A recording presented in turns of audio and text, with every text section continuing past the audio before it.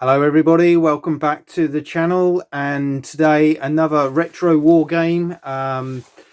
This is one of a series of games, ones I've been looking at for quite a while. I particularly like the look of the maps. They are old games. These are Avalon Hill, famous game producing company, and this is part one of the series, I believe. Storm over Arnhem. Alongside that, you had Thunder at Casino and Turning Point Stalingrad.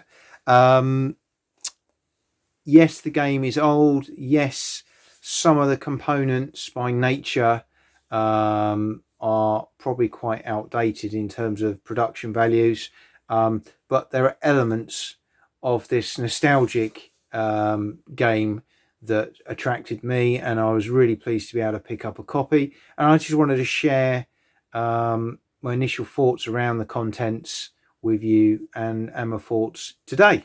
So this is a folio version of the game. It came in quite a nice little booklet format. On the back you've got a little bit about the history. These are, for their time, I think, quite advanced games. I'm just going to go straight in and show you what you get. You get this kind of nice folder talking to you about the other two games, and also a little bit about the production and the producers on there. The artwork, as is with the cover here and on the booklet that you get with it, is stunning. Again, for its time and its age, I think it's really, really good. So this is the first thing that struck me. You get this really thick, tasty book with a print of the map, which I'll show you in a moment, on the back. What I particularly like here is you get a lot of the history. So you get pages and pages and pages of the history. So it's a really interesting read. I know a lot about, reasonable amount about Arnhem anyway, having read quite a few books and been and studied the ground and walked the battlefield, so to speak. But I'm by no means a guru. And there's a lot of really interesting information in this. Production values, I would say, were top notch. I wish more games nowadays had this kind of detail of information in there to kind of really set the scene for the game that you're about to play. So it's not until page 35 that we actually get to the game. Now, obviously, again, because of its age, the layout maybe is a little bit dry. But again, I think for its time, it's still pretty good. You've got colour in there. Highlighted the main sections in red. You've got some working examples, which again I think is pretty good for the period that we're dealing with here. So started reading through some of that. So far looks reasonably straightforward, and as I say, you're talking probably about 10 pages of rules in total there, so hopefully should be reasonably straightforward once we get into the game. I think it's just a case of setting up and pushing around a few counters. So you get that. What you get inside the folio cover is these really nice orders of battle. Obviously with the box game, I would assume these would probably come sort of as separate sheets, but again, quite nicely done. Sort of gives you the start zones, reinforcements off board, maximum stacking limits, things like that. Really useful. These are the British. So some quite useful information in there, which again, when you're playing, you can refer to this quite easily. Whoops, just managed to smack the camera there, apologies.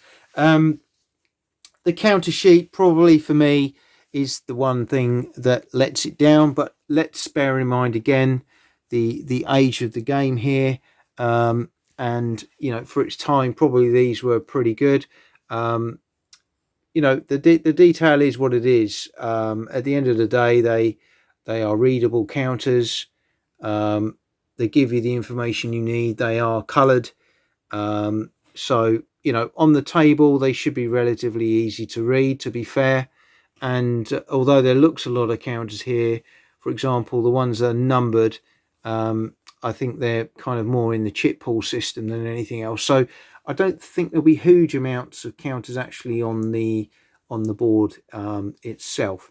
Of course, they're quite thin, spindly counters. They're not the kind of quality of counters we've got used to, which are bigger, thicker, chunkier, kind of Blue Panther quality counters. So again, but for the time, this is what we had. Now, I have seen a couple of other videos done a very long time ago of people who've expanded the map and then used wooden blocks. And my thoughts are, certainly if this game is as enjoyable as I hope, that I may follow some similar approach, possibly even using figures, wargames figures, to represent units. So, you know, for armor, you could have a 6mm or a couple of 3mm figures on a base, and likewise similar with infantry, like a block of infantry or something like that. Possibly we could also use Kriegspiel blocks and mark them up accordingly. But yeah, so just some food for thought there for me to think about.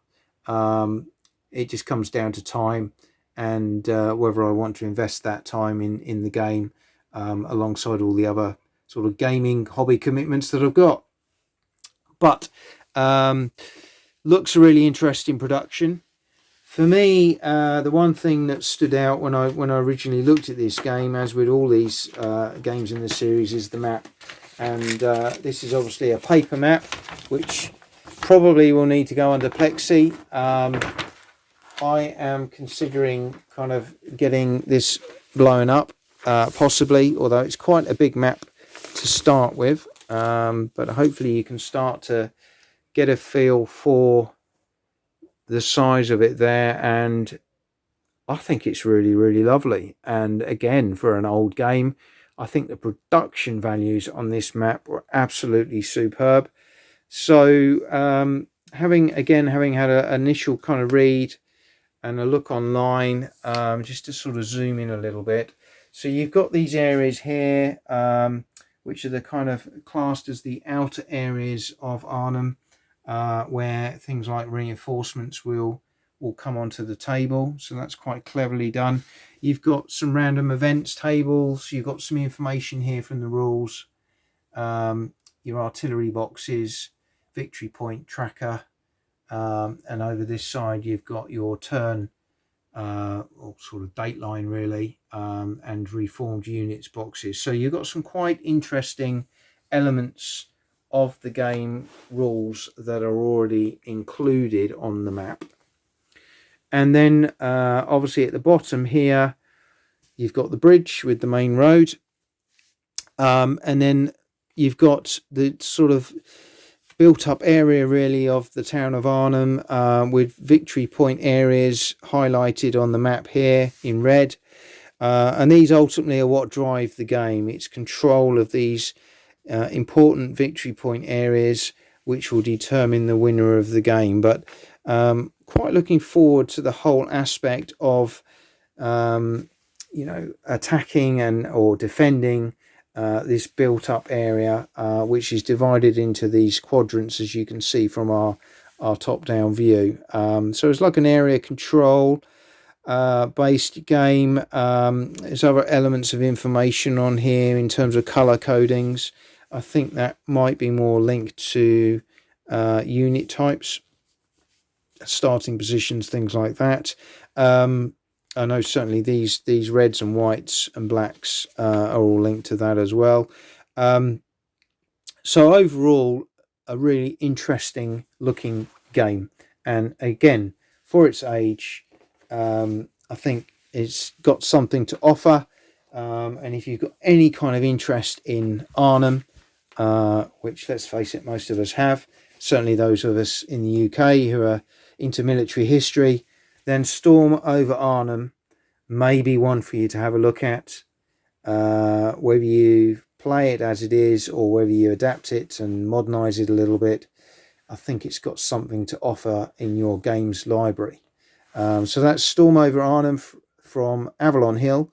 Hope you've enjoyed this little flashback, and hopefully bring you a little bit more on the channel very, very soon. Thanks for watching.